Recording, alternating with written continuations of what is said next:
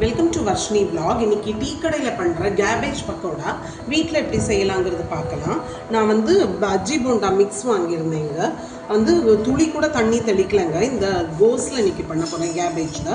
அதுலேயே கொஞ்சம் வந்து நீர் சத்து இருக்கும். அப்போ அந்த ப்ரீமிக்ஸ்னால நான் எதுவுமே சேர்க்கலை. அது கூட இந்த கோஸை போட்டுட்டேங்க. கொஞ்சம் கடலையும் சேர்த்துக்கிறேன், வேர்க்கடலை. இந்த கேபேஜ் பக்கோடாவுக்கு ஸ்லைட்டாக இப்படி தண்ணி தெளித்து விட்டால் போதுங்க. எனக்கு ஆல்ரெடி கேபேஜில் உள்ள தண்ணியும் இருக்குது. ப்ரீமிக்ஸ்னால உப்பு உரப்பு எதுவுமே சேர்க்கலைங்க. அதெல்லாம் கடலை நான் சூடாக்கி வச்சுருக்கேங்க. அதில் இப்போ இதை போடலாம். லோ ஃப்ளேம் ஆக்கிட்டேன். நல்லா சூடாகிடுச்சு, பொங்கி வருது பாருங்கள்.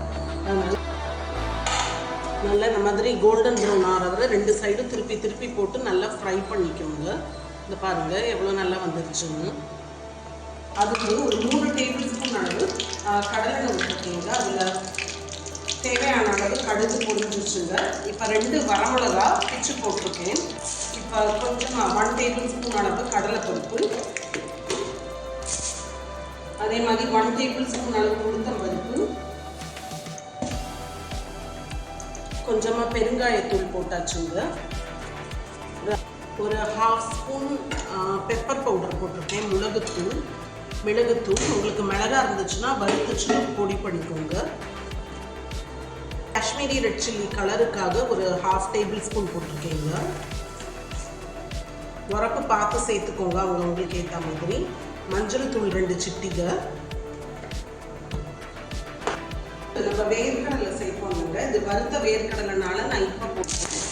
நீங்கள் பச்சை வேர்க்கடலைனா நீங்கள் கடுகு போட்டுட்டு போடும் போதே போட்டுருங்க. ஒரு லெமன் சைஸ் புளி வந்து நான் நல்லா ஊற போட்டு வச்சுருந்தேங்க. அந்த புளி தண்ணி விட்டுக்கிறேங்க. இப்போ 1/2 அன் ஹவருக்கு முன்னாடியே நான் வந்து ஊற போட்டுட்டேங்க புளியை. இல்லை நீங்கள் உடனே வேணும்னா வெந்நீர் விட்டுக்கோங்க. அப்போ ஈஸியாக அந்த பல்ப்புலேருந்து புளி தண்ணி கிடச்சிடும்.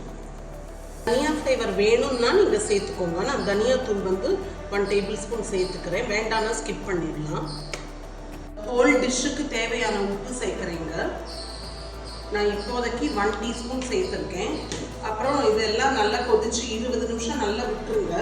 நல்ல யம்மியான டேங்கியான புளிக்காய்ச்சல் வந்து ப்ரீமிக்ஸ் பண்ணாமல் இன்ஸ்டண்ட்டாக புளியோகரை பண்ணியிருக்கேங்க. இது வந்து நல்ல டேஸ்டியாக இருக்குது. அதை விடவே சாதத்தோட கர்ட் ரைஸ் வந்து ஒரு நல்ல ஆப்டான மிக்ஸுங்க.